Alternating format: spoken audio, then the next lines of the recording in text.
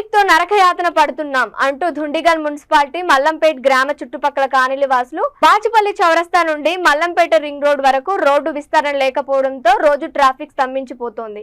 గంటల తరబడి రోడ్లపై నిలబడి ఉండాల్సి వస్తోంది.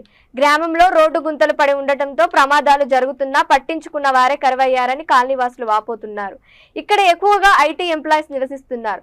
వారు హైటెక్ సిటీకి వెళ్లడానికి ఇదే ప్రధాన రహదారి.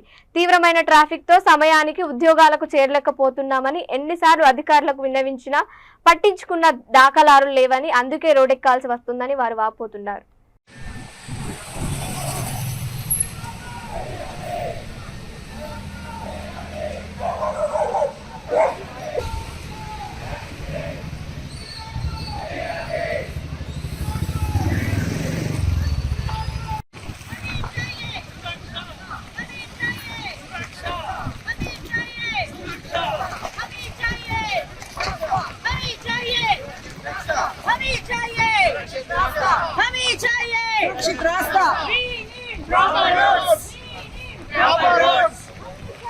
सुरक्षा रास्ता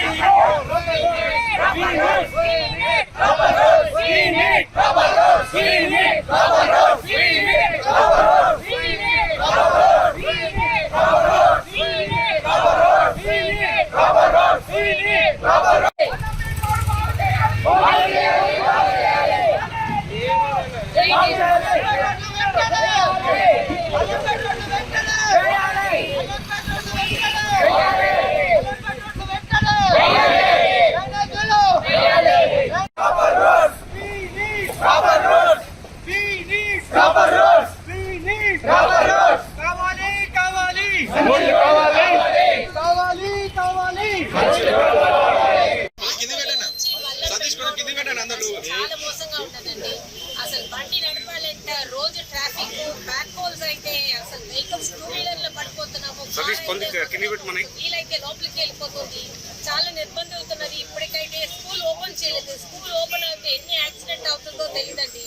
ఆఫీస్లో వెళ్తున్న వాళ్ళు చాలా ప్రాబ్లమ్స్ చాలా ఫేస్ చేస్తున్నారు. ట్రాఫిక్ అయితే ఇంకా బాచుపల్లి నుంచి మల్లంపేట రావాలంటే ఒక్కొక్కసారి అయితే 2 అవర్స్ కూడా అవుతుందండి.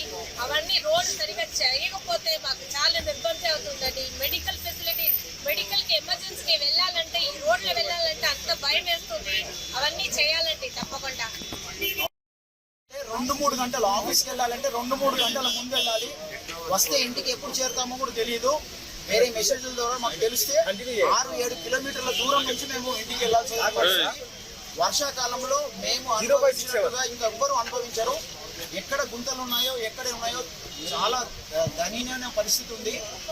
అందరికి కూడా తెలుసు. 3-4 సంవత్సరాల నుంచి కూడా ఎంత ఫేస్ చేసాము. కోవిడ్ కన్నా ముందు నుంచి కూడా చాలా ఫేస్ చేసాము.